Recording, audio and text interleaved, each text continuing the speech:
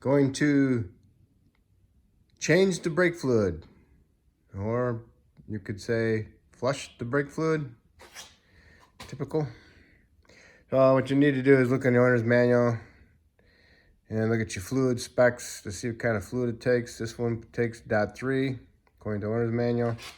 This one does not say on the cap. Look in the owner's manual. So what you need to do, you need to have a little sucker if you got an air compressor. You can suck the fluid out. So what you need to do is wipe off your cap. Remove your cap. Set your cap aside. Try not to get any brake fluid on anything. You should always have a fender cover on. I don't. I will. Alright, okay, I got it plugged in. Stuck my hose in there. Sometimes there's a little filter in there. You have to take them out, little screen. And sometimes they got little bars going down in there. You just stick the hose in between it. You notice it's not sucking anything. So you gotta come over here and squeeze the trigger. Put the little lever on. So it stays sucking. So now it's sucking. And you just keep sucking, get as much out as you can. Move the hose around best you can in there. And then when you suck out as much as you can suck out, you want to pour new fluid in there. Okay, just make sure this doesn't suck and get stuck to the bottom inside there, because it's pretty strong suction. It will stick to the bottom inside here, and you'll just be wasting your time doing nothing. So you got to move it around inside there and watch it. Watch it come up the hose. So this is how much I sucked out. So what you can do is you can pour some more fluid in there and then re-suck it again. But it's kind of, yeah. So now what we're gonna do is we're gonna pour new fluid in there. And we're gonna go to each tire and open up the bleeder and let it gravity bleed, or you can even put this hose on there and suck some out. What you wanna do is when you're looking at each caliper, you wanna look at the coloration of the fluid. Okay, as it's coming out, it's gonna be the same yellowish color that this fluid I got in here came out. And then when you get to the nice clearer stuff, that's when you stop. That's when you got the new fluid coming out, okay? Okay, you're gonna do your brake fluid at your wheels. You can do these one at a time, so you don't need all your vehicle tires off the ground at the same time. You can do them one at a time. All right, I'm starting with my left front. No big deal, because I'm just changing the fluid. So I got my tire off, got my vehicle supported properly. I remove my little cover from my bleeder. Got the proper size socket, 6-point on the bleeder. I'm gonna loosen it up. Make sure the bleeder's not full of dirt. Loosen it up. Now you see the fluid coming out. Got that tint to it. What you can do is you can put your little sucker on there and suck it. And make sure you don't suck too much, that you suck it dry, and then you get a big air pocket in it. That's why I don't like using the suckers. But you gotta keep an eye on it, okay? Okay, I got my sucker on it. I'm sucking some fluid.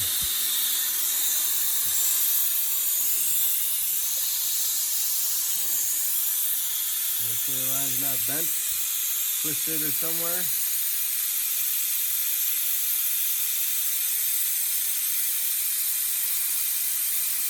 See how it's coming through there? Comes through there pretty fast. Alright.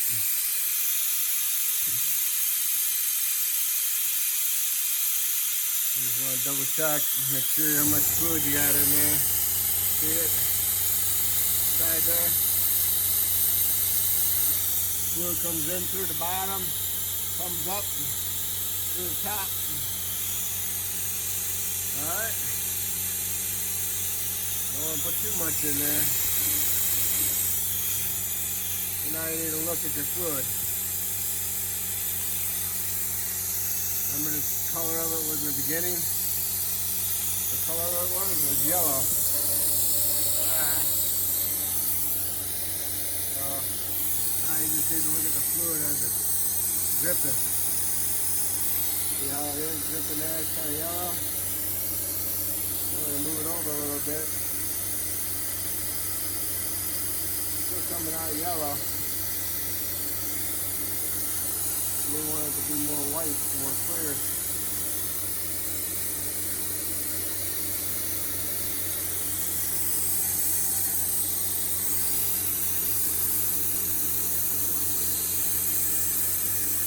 The reason why I picked the left front, to give you an idea, so we can go up there and add more fluid in between this, and we don't suck it dry.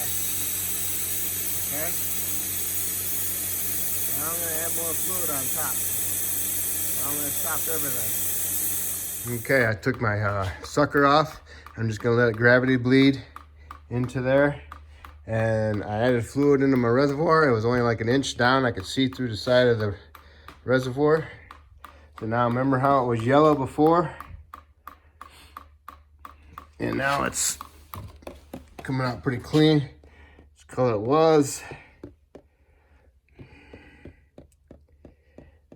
And it's kind of cleaning itself out inside the drain pan there. So you don't see the yellowness dripping anymore. Do you see any yellow on that bleeder? So I'd say that one's done. So I lost about 3 times that. I got maybe about the same in there. It wasn't much. Brake fluid's pretty cheap, you know, 12 bucks a quart, you know? So you do this to all your wheels. You suck it for a little bit just to speed up time. If you don't have a sucker, it just takes more time. Just let it drain, but do not let that reservoir drain empty. Just keep adding it. Put a little funnel on it to help keep you from spilling it, and it won't be that bad. So that's what we're looking for. Remember how yellow looking on that bleeder it was when we started? It looked like that. And now our fluid is clean. So we're accomplished our first one that's been flushed. It's the same thing they're gonna do at the dealership or those side shops. And they're gonna charge you 150 bucks for it, okay? And that's all you gotta do. And if this is your vehicle, and you're gonna do this all the time, and you can get the bleeder loose, take the bleeder all the way out, put some anti-seize on the threads, and put it back in. All right, so you're not gonna lose that much brake fluid. Brake fluid is cheap, okay? Just remember, brake fluid eats paint. So get brake fluid on your paint, wipe it off with some glass cleaner, get it off there right away. Get it on your hands, don't touch your paint. It doesn't eat paint right away, but if you leave it on there, it will eventually eat it, okay? So, that's how you do it. Just don't suck it dry. That's the main problem. All right, so that's how you do your brake bleed. Do that to all 4 tires. And always keep an eye on your reservoir. And you will do it all by yourself. You accomplish something, okay?